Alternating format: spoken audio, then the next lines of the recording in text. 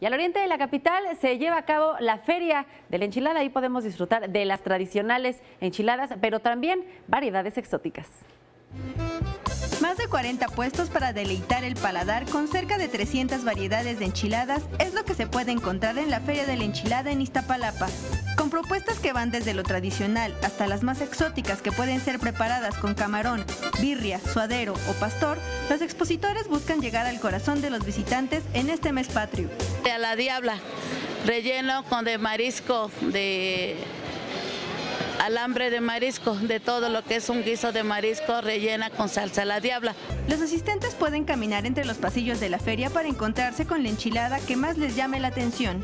Vea, acá es una piernita de pavo con molito y frijolitos. Sin duda la comida mexicana nunca deja de sorprender y los capitalinos lo saben.